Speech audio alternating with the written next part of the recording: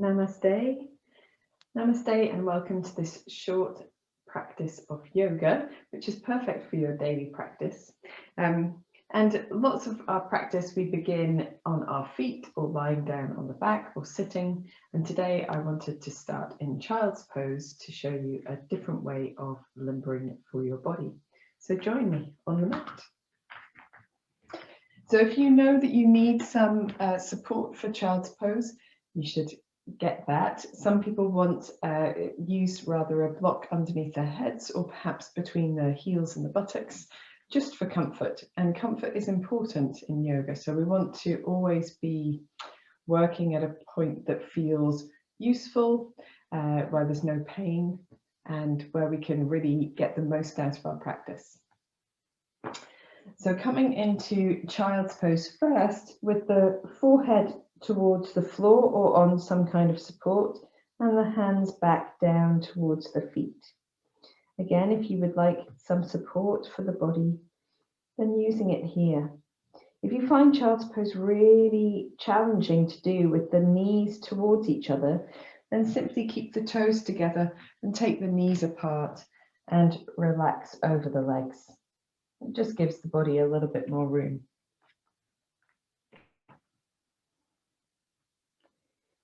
Here, taking a few deeper breaths, allowing the abdominal muscles to relax, so that as you breathe deeply in, you feel the back of the body expanding, the breath moving into the back of the rib cage. Maybe even feel the low back rising and falling as you breathe in and out. See if you can relax your forehead, your chin, your jaw, your tongue, and the shoulders and the area around the eyes.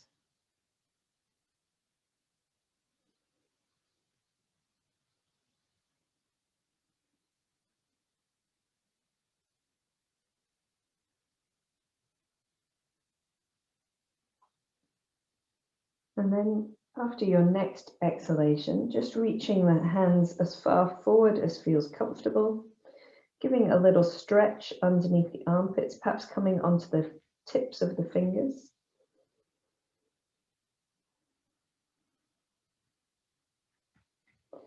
And then you can place the hands flat and come up into a hands and knees position, just adjusting your hands to be wherever is comfortable for you.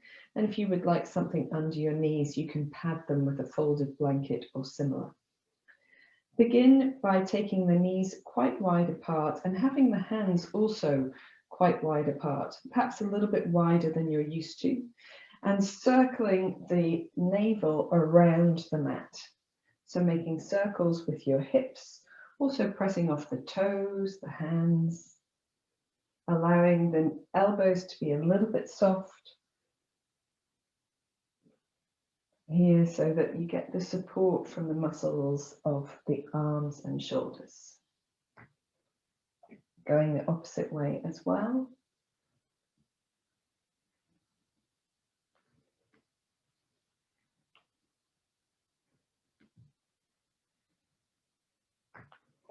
And then when you're ready, coming to center, bringing the knees perhaps underneath the hips, but the hands can stay nice and wide. Toes tucked under if you want to. I prefer it that way, but if you prefer pressing the tops of the feet down, that's okay too. Here we're going to begin a cat-cow, but first we're going to use the abdominal muscles and the pelvic floor.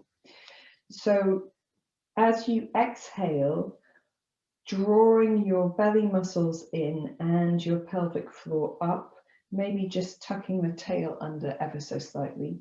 And as you inhale, gently keeping that contraction and looking forward. That's it. Exhaling, head to neutral, drawing the belly muscles in, tucking the tailbone under slightly, lifting in the pelvic floor, and inhaling, Gently looking forward, perhaps extending slightly through the tailbone, but trying to keep the contraction underneath the body. Exhaling, drawing everything up and in, chin to chest, maybe moving just a little bit more into the back.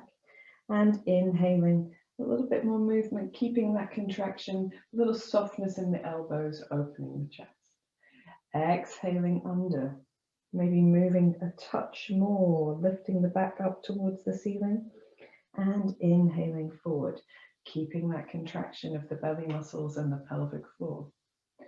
Exhaling, press the mat away from you, draw the shoulders apart and chin to chest.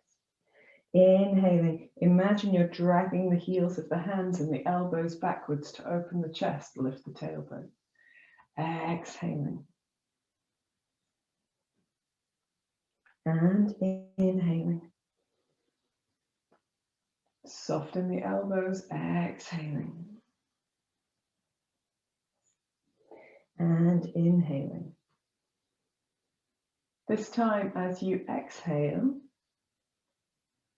we're going to do barrel rolls with the spine. So taking the spine all the way to the right side and then down, and then all the way to the left side and then up. So rolling along the length of the spine or around the length of the spine, using the belly muscles, the buttocks, the pelvic floor, pressing through the hands and the feet as well to offer support. Allow your head to move with your movement. And then reversing the motion to go the opposite way.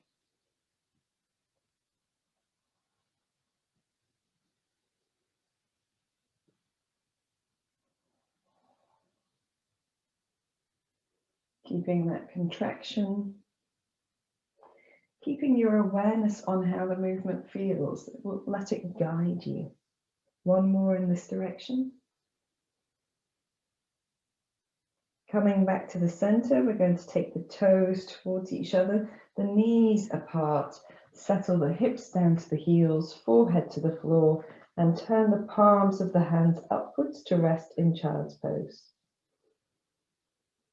Relax particularly those muscles that have been very active, the pelvic floor and the abdominal muscles. It's almost impossible to activate your buttocks in this stretch, but if you can, relax those too. And soften the shoulders, the face, the jaw.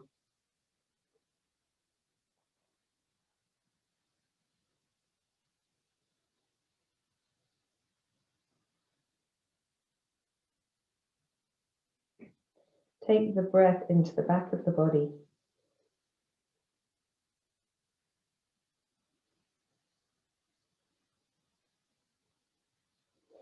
And then when you're ready, you can come up just a little bit. So keeping the hips back towards the heels if you can. And here, sliding the left hand underneath the right arm, taking the left side of the head and the left ear to the floor. And you can either tent your right fingertips, if that feels comfortable, draw the right shoulder back down the body, or just rest the right arm to the floor and let that shoulder relax. Do whichever of those feels most useful to you. Closing your eyes if you feel comfortable doing that, just taking a couple of deep breaths. And it's okay to be higher up. It's okay to rest your shoulder on a block or your head on a block, as long as you're resting on something. For those of you who have a bolster, this can be really nice done with a bolster as well.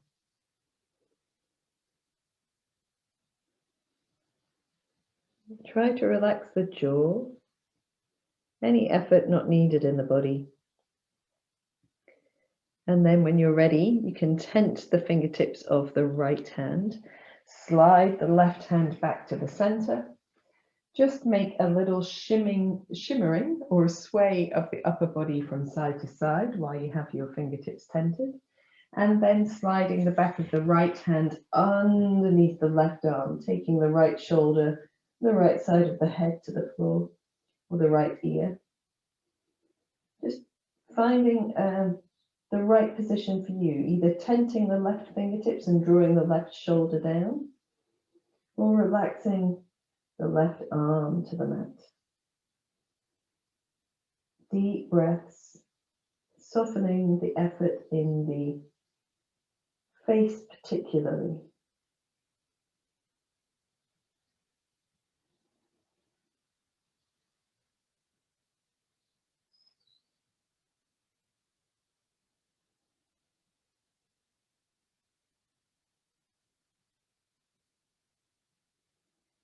And then when you're ready, you can tent the fingertips again, just to give a little bit of space to come back to center. And reaching your hands in front of you, pressing off the knees to come back up to a hands and knees pose. But this time we're going to have the knees closer together. The hands can still be wide, and just placing your hands wherever is comfortable for you. I find them just in front of my shoulders better than directly underneath. And we will begin with our right foot. So with the right foot, lifting the heel behind you as you look forward, and a firmness in the belly and the buttocks, and then drawing the knee underneath the body, chin to chest, nose to knee, and heel to buttocks as well. So inhaling forward, firm belly, firm pelvic floor, firm buttocks, and exhaling, rounding underneath, drawing the knee up and the heel up. Inhaling and exhaling. Let's do one more. Inhaling and exhaling. And then without touching the knee down, come to neutral and just make some nice big circles with that right knee. We need to keep a little firmness and support through the left side, and a softness in the elbows so that we can encourage our arms and shoulders to support as well. Taking your circles in the opposite direction. And just doing what feels the best to you.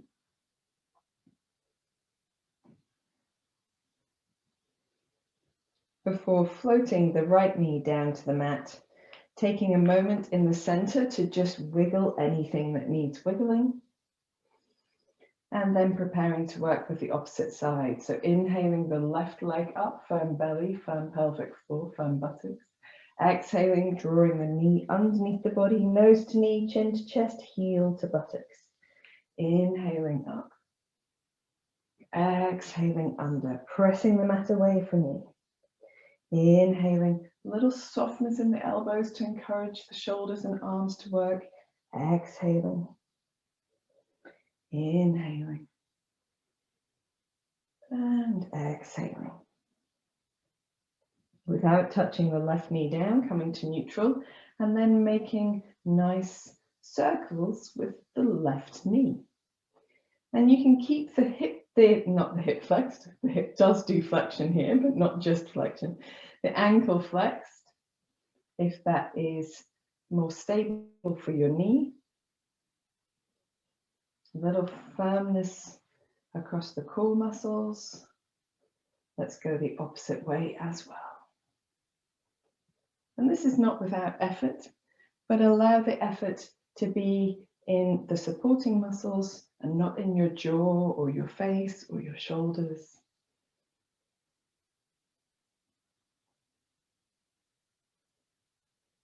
We'll do one more in this direction before resting the knees down. Taking the feet a little wider apart and perhaps just a little further back as well.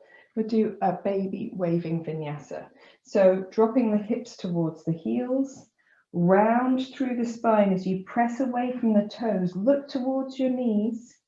As your shoulders come over your hands, imagine you're dragging your hands back to open your chest, lifting the chest, drawing the shoulder blades down, elbows nice and soft here. Firm in the belly, pressing up into hands and knees, and then taking the hips back towards the heels.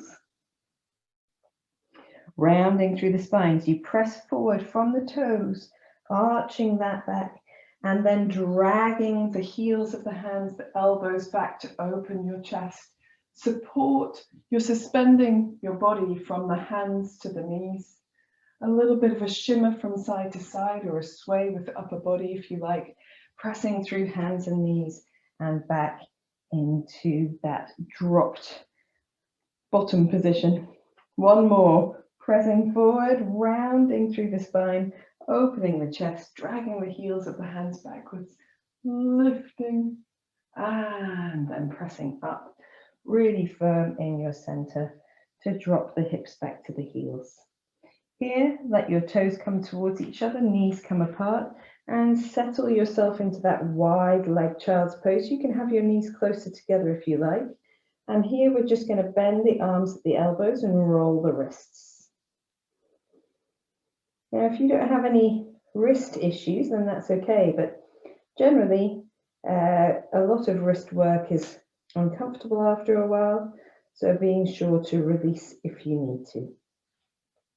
Then stretching your elbows as far forward towards the top of your head as you can. Bring the palms together and let the hands come back towards the upper back to give the triceps a little bit of a stretch, and the shoulders too.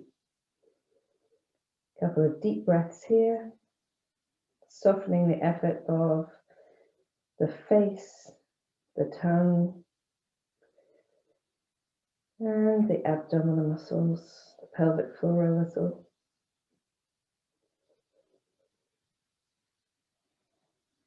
Then when you're ready, you can relax the arms. We're going to come up just a touch. Walk the hands as far to the right as feels comfortable. You can even drop your hips to the left if you want to. You can have your knees closer together if you prefer. And you can rest your head on your right forearm if you'd like to reach the left arm a little further for a deep breath in. Let's say a few deep breaths in and out here. Softening the features of the face. Feeling that space down the left side of the body.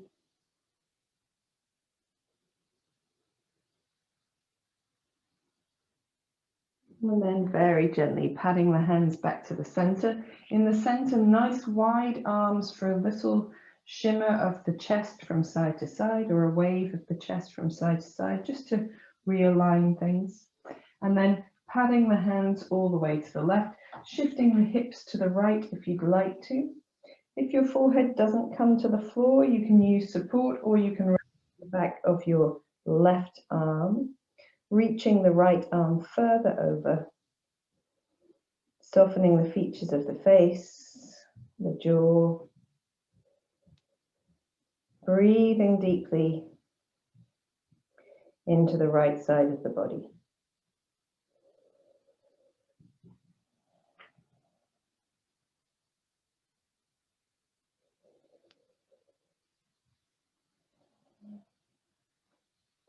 When you're ready, you can gently pad your way back to center, reach the hands very far forward, come up onto the toes, and from here we're going to try and keep the hips down towards the heels, press into the hands and just unfold the legs into downward facing dog.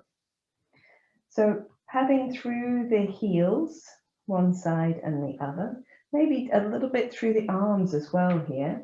If you find that you come up into a downward dog that's very far apart for you, you can of course step your feet a little bit further towards your hands. For some people that feels more stable, and stability is important. So we want to feel pliable, like we've got a little bounce, we've got a little potential for movement and power, but at the same time stable, strong. Lifting the pelvic floor and lifting in the abdominal muscles as well. Feel free to turn your head from side to side. It lets the back of the neck relax.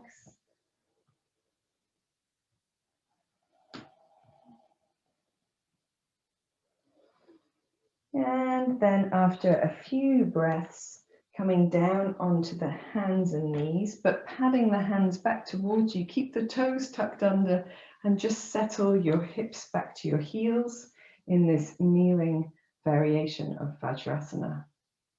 Hands can relax, or if you would like to, you can roll the backs of the hands together and apart. And if you find this very intense, this stretch on the toes and the feet, then you can gently release your hips up and then release your hips down a few times. And just begin to build up a tolerance for holding in this position. You don't have to hold here for very long. It's all good. Okay. So now we've done a little down dog, we're going to do a waving vinyasa. A full waving vinyasa. So you can always do the one with the hips back on the heels if you'd like to. But coming from your kneeling Vajrasana up into downward facing dog, just widening the space between the feet and the hands a little. Keep the feet wide, keep the fingers and the heels of the hands engaged down. Lifting in the belly muscles. Bend the knees to drop the hips towards the heels. Look at your feet and then press off the feet, rounding through the upper back and pressing the shoulders forward. When the shoulders come over the hands, imagine you're dragging the heels of the hands backwards. Keep the knees soft, the elbows soft and pliable. From here, scooping the belly muscles in and pressing the hips back to the heels, bending the knees, coming into your downward facing dog. From downward dog, softening the knees, hips come to the heels, pressing off the toes, rounding through the upper back as the shoulders come over the hands, opening your chest, elbows coming back, and maybe a little sway from side to side, softness in the knees and the elbows. Scooping the belly in, bending the knees, pressing back into your downward dog. This time coming forward, we're just going to do a little twist. So hips to heels, pressing off, rounding through the spine, firm in the belly, firm in the buttocks, opening the chest, and then a gentle looking from side to side, if that feels comfortable. And this time, if you want to, you can press up into plank pose, and from plank pose back into downward facing dog. In your down dog, doing a little padding. My hands are a little bit slippy on my mat today, sorry. A little padding through the knees. And then we've got lots of options here, but one of the ones I really like is to drop the heels to the left and then bend and stretch the knees. Bend and stretch the legs. Like a twist and a side bend at the same time. Come back to the center. Let the heels come to the right side, bend and stretch, a little squatting dog, if you like. Very good. Back to the center, and then resting the knees to the mat, the forehead to the floor, turning the palms upwards, resting in child's pose for a few deep breaths here.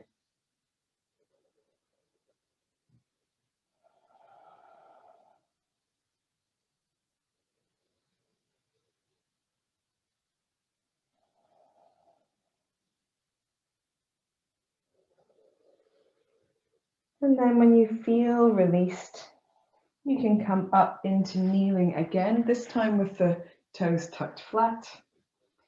Allow the arms to rest wherever is comfortable. Rolling the wrists if you would like to release the wrists.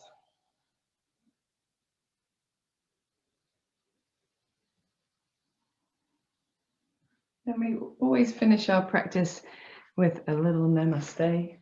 So if you would like to do a relaxation now, of course you can. Otherwise, just bringing the hands to the center of the chest, feeling length down the back of the body, drawing your chin gently towards your chest, smiling to release any tension from the throat and the jaw.